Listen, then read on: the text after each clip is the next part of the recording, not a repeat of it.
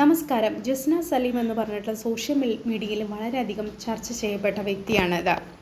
ഇപ്പോൾ ഈ അടുത്ത അഷ്ടമി രോഹിണി സമയത്ത് ജസ്ന സലീം ഗുരുവായൂർ ക്ഷേത്രത്തിൽ വരികയും തൻ്റെ ചിത്രം സമർപ്പിക്കുകയൊക്കെ ചെയ്തു.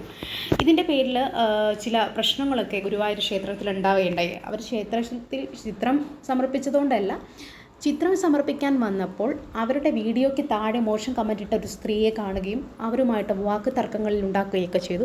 ഇത് പല ആളുകൾക്കിടയിലും വിമർശനമുണ്ടാക്കുകയുണ്ടായി. പല സോഷ്യൽ മീഡിയയിലും ഇതിനെതിരെ വിമർശിച്ചുകൊണ്ടൊക്കെ കമൻറ്റ് വന്നിട്ടുണ്ട്. അതുപോലെ ഇവരുടെ വീഡിയോയ്ക്ക് താഴെ തന്നെ പലരും കമൻറ്റ് ചെയ്തിട്ടുണ്ട്. പവിത്രമായൊരു സംഭവം ഒരു സമയത്ത് അല്ലെങ്കിൽ പവിത്രമായൊരു ആഘോഷം നടക്കുമ്പോൾ അവിടെ വന്ന് ഇതുപോലെ പ്രശ്നമുണ്ടാക്കിയത് ശരിയായില്ല എന്ന് പറഞ്ഞ് തുറന്ന് വിമർശിക്കുന്നവരും ഉണ്ട്. ജസ്ന സലീം എന്ന് പറയുന്ന ഒരു കുട്ടിയെ നമ്മൾ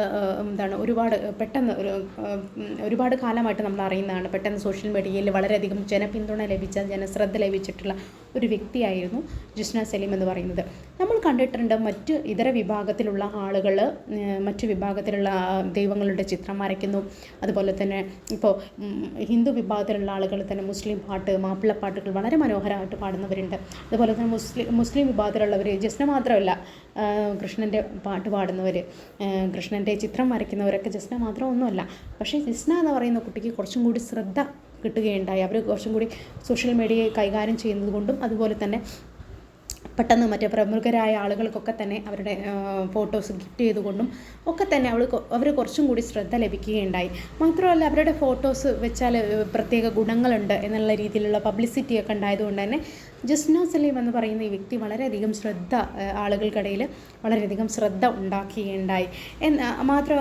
കൂടാതെ ഈ ജസ്നയ്ക്ക് ഈ അടുത്തുണ്ടായ ചില വിമർശനങ്ങൾ, ജസ്നയുമായി ബന്ധപ്പെട്ട കേസുകളൊക്കെ തന്നെ ചില ആളുകൾ അവരെ നെഗറ്റീവ് പറയുന്ന രീതിയിലേക്ക് വരികയും ഇവരുടെ ചാരിത്രത്തെ തന്നെ ചോദ്യം ചെയ്യുന്ന രീതിയിലൊക്കെ നടക്കുന്നതായിട്ട് നമ്മൾ കണ്ടിട്ടുണ്ട്. പക്ഷെ അതൊക്കെ ഒഴിവാക്കാം. ഈ ഒരു ജസ്ന സലീം എന്ന് പറയുന്ന വ്യക്തി ചെയ്തത് വലിയ തെറ്റാണ്, അല്ലെങ്കിൽ ഭൂകമ്പം ഉണ്ടാക്കുന്ന തെറ്റൊന്നും ഇവർ ചെയ്തിട്ടില്ല എന്നാണ് ഞാൻ മനസ്സിലാക്കുന്നത്. പക്ഷേ ഇവരുടെ കയ്യിൽ തെറ്റുണ്ട്. അപ്പോൾ ആ ക്ഷേത്രത്തിൻ്റെ മുന്നിൽ വെച്ചിട്ട് ഇവരുടെ പിറന്നാൾ ദിവസം പ്രത്യേകം നോട്ട് ചെയ്യണം. കാരണം പല വീഡിയോസും അവരുടെ റീച്ച് കിട്ടാൻ വേണ്ടിയിട്ട് അഷ്ടമി രോഹിണീൻ്റെ അന്നാണ് ഇവർ കേക്ക് മുറിച്ചതെന്നൊക്കെ പറയുന്നുണ്ട്. ഈ സത്യത്തിൽ ഇവർ മാസങ്ങൾക്ക് മുമ്പ് ഇവരുടെ പിറന്നാൾ ദിവസമായിരുന്നു ഇവരിത് ചെയ്തിരുന്നത്. പക്ഷേ ഈ ചെയ്തത് തെറ്റ് തന്നെയാണ്. കാരണം അത് മുട്ട ചേർക്കാത്ത കേക്കാണോ മുട്ട ചേർക്കുന്ന കേക്കാണോ എന്ത് തന്നെ ആയാലും അത് തെറ്റ് തന്നെയാണ്. ഇങ്ങനെയൊരു സംഭവം ഒരു ക്ഷേത്രത്തിൽ വെച്ച് ചെയ്യേണ്ടതില്ല എന്നുള്ള ഒരു അഭിപ്രായമാണ് എനിക്കുമുള്ളത്. മാത്രമല്ല, ഇവർ ചിത്രത്തിന് പലവരും വിമർശിച്ചുകൊണ്ട് മുന്നോട്ട് വരുന്നുണ്ട്. ഇവർ സ്വന്തമായിട്ട് വരച്ചതല്ല എന്ന് പറയുന്നവരുണ്ട്. ഇത് സ്കെച്ചാണെന്നുള്ള രീതിയിലൊക്കെ ഇതിന് വിമർശിക്കുന്നുണ്ട്. അതിനോടൊന്നും ഞാൻ യോജിക്കുന്നില്ല. ചിത്രം വരയ്ക്കുക അല്ലെങ്കിൽ ചിത്രം വരയ്ക്കുന്നതും പാട്ട് പാടുന്നതും നൃത്തം ചെയ്യുന്നതുമൊക്കെ ഒരു ഈശ്വരാനുഗ്രഹം, ഈശ്വര ചൈതന്യമുള്ള ഒരു കലയാണ്. അതിനെ വിമർശിക്കുക എന്നുള്ളത് അതിനോട് യോജിക്കാൻ സാധിക്കില്ല.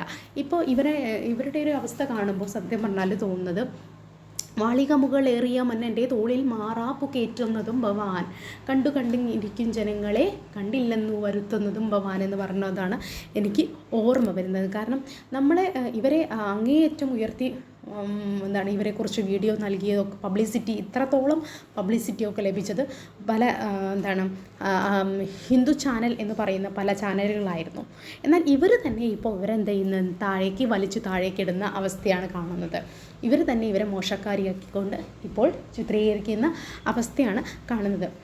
ഭക്ത മീരയാണ് എനിക്ക് ഓർമ്മ വന്നത്. കൃഷ്ണൻ്റെ അതിയായ ഭക്തയായിട്ടുള്ള മീരയെ മറ്റ് നാട്ടിലുള്ള ആളുകളെല്ലാം മോശം പറയുകയും അവരെ കല്ലെടുത്തെറിയുകയും അവസാനം ഇവരെ കൃഷ്ണൻ വന്ന് രക്ഷിക്കുകയും ഒക്കെയാണ് ചെയ്തിരുന്നത്. അപ്പോൾ ഈ ഭക്തമീരയുടെ കഥ പോലും എനിക്ക് ഈ ഒരു സമയത്ത് കൂട്ടിച്ചേർക്കാൻ തോന്നുകയാണ്. കാരണം നമുക്കൊരിക്കലും യഥാർത്ഥ ഭക്തന്മാരൊരിക്കലും എന്ത് ചെയ്യില്ല, തർക്കിക്കാനോ അല്ലെങ്കിൽ ചോദ്യം ചെയ്യാനോ അല്ലെങ്കിൽ ഒരാളുടെ ഭക്തിയെ അളക്കാനൊന്നും പോവില്ല. മിണ്ടാതൊരു ഭാഗത്തിരിക്കുകയുള്ളൂ. ഇത് ഗുരുവായൂരപ്പന് അറിയാം. ഗുരുവായൂരപ്പനോട് തെറ്റ് ചെയ്തിട്ടുണ്ടെങ്കിൽ ഗുരുവായൂരപ്പൻ അത് തീർത്തോളും. ദയവ് ചെയ്ത് ഈ സോഷ്യൽ മീഡിയയിൽ കടന്നുകൊണ്ട് നെഗറ്റീവ് അടിച്ച് വലിയ വീരവാദം പറഞ്ഞ് ഞാൻ ഹിന്ദുവാണ്, എൻ്റെ അമ്പലത്തിലേക്ക് വരാൻ ഇവർക്ക് എന്തധികാരം?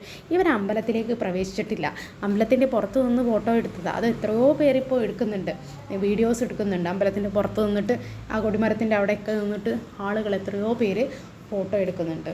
അതിനൊന്നും നമുക്കൊന്നും തടയിടാനൊന്നും സാധിക്കില്ല. ഇനി ഇവരിത് ചെയ്യുന്നത് തെറ്റാണെങ്കിൽ, ഇവരുടെ ദുരുദ്ദേശത്തോടെയാണ് ചെയ്യുന്നതുണ്ടെങ്കിൽ ഇവർക്ക് കൊടുക്കാനുള്ള പണി അത് കൃഷ്ണൻ കൊടുത്തോളും. കൃഷ്ണനറിയാം എങ്ങനെ ഏതളവിൽ ഒരാളെ വളർത്തണമെന്നും ഏതൊരളവിലാളെ താഴ്ത്തണം എന്നുള്ള കാര്യം. അതൊന്നും നമ്മൾ പറഞ്ഞു കൊടുക്കേണ്ട കാര്യമില്ല. ഗുരുവായൂരപ്പൻ വിചാരിച്ചാൽ ഒരു നിമിഷം മതി, ഒരു സെക്കൻഡ് മതി നമ്മുടെ ജീവിതത്തിൽ അത്ഭുതങ്ങൾ സൃഷ്ടിക്കാൻ. അപ്പോൾ ദയവ് ചെയ്ത് ദൈവത്തിൻ്റെ പേര് പറഞ്ഞിട്ട് സോഷ്യൽ മീഡിയയിൽ കടന്നിട്ട് വെറുതെ തെളിവുകളുണ്ട്, അതുണ്ട്, ഇതുണ്ടെന്നും പറഞ്ഞ് വെറുതെ വായിൽ പറയരുത്. വായിക്ക് തോന്നുന്നത് കോതയ്ക്ക് പാട്ടെന്ന് പറഞ്ഞ രീതിയിൽ സംസാരിക്കാതിരിക്കുക. അവരുടെ ജീവിതമാർഗ്ഗമാണ്, അവരുടെ അന്നമാണെന്ന് അവർ പറയുന്നുണ്ട്. അവർ ജീവിക്കട്ടെ, അവർക്ക് അവർ എത്ര രൂപ കൊടുത്തിട്ടായാലും 5000 രൂപയാണ് അവരുടെ ഫോട്ടോയ്ക്ക് എന്ന് പറയുന്നുണ്ട്. എത്ര രൂപയായാലും അത് വാങ്ങിക്കാൻ ആളുകളുണ്ടെങ്കിൽ വാങ്ങിക്കട്ടെ. വെറുതെ എന്തിനാണ് പ്രശ്നങ്ങൾ സൃഷ്ടിക്കുന്നത്? അവർ വാങ്ങിക്കട്ടെ. ഇപ്പോൾ ചില കാര്യങ്ങൾ ജസ്നയുടെ അടുത്തും പോയിട്ടുണ്ട്. കാരണം ഇനിയെങ്കിലും ജസ്ന ശ്രദ്ധിക്കണം. അമ്പലങ്ങളിൽ അവരുടെ വെറുതെ റീലൊക്കെ എടുത്ത് വെറുതെ ഓവറാക്കി ആക്കാൻ ശ്രമിക്കരുതെന്നുള്ളത്. ഇപ്പോൾ ഒരു വിമർശന വീഡിയോയിൽ ഞാൻ കണ്ടതാണ്, ജസ്നയ്ക്ക് ഒരു വീടുണ്ട്, ഇനിയിപ്പോൾ ഉപ്പാക്കി ഒരു വീടുണ്ടാക്കാൻ വേണ്ടിയിട്ടാണ് ഈ ഒരു ചിത്രം വിൽക്കുന്നത്. അവരെന്തിനെങ്കിലും വിൽക്കട്ടെ, അവർക്ക് പല ആവശ്യങ്ങളും ഉണ്ടാവും. അവർ ആ ആവശ്യങ്ങൾ തുറന്നു പറഞ്ഞു. അതിനിപ്പോൾ ഇങ്ങനെ വിമർശിക്കേണ്ട ആവശ്യമുണ്ടോ? ഓരോരുത്തർക്കും എല്ലാവരും എന്ത് ചെയ്യുന്നുണ്ട്, ഇപ്പോൾ ഈ മഠങ്ങളായാലും ഈ വലിയ ഹിന്ദു ഇതിൽ തന്നെ വിചാരിക്കുന്ന ചില മഠങ്ങളും അതുപോലെ തന്നെ സന്യാസി മഠങ്ങളും അതുപോലെ തന്നെ ചില ഭക്തി കേന്ദ്രങ്ങളൊക്കെ തന്നെ എന്ത് ചെയ്യുന്നുണ്ട്, കച്ചവടം നടത്തുന്നില്ലേ, സാധനം വിൽക്കുന്നില്ലേ?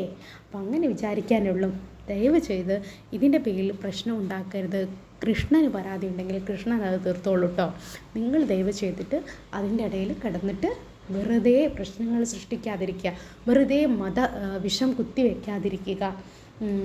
ഓക്കെ. പിന്നെ ഗുരുവായൂരപ്പൻ അറിയാം, ഗുരുവായൂരപ്പൻ്റെ ഭക്തന്മാരെ ഒന്ന് വഴി തെറ്റിയാൽ ആ ഭക്തനെ നേരാക്കുന്ന ഗുരുവായൂരപ്പനാണ്. ആ ഗുരുവായൂർ തിരുനടയിൽ എത്തണം എന്നുണ്ടെങ്കിൽ എത്രയോ പുണ്യം ഉണ്ടാവണം.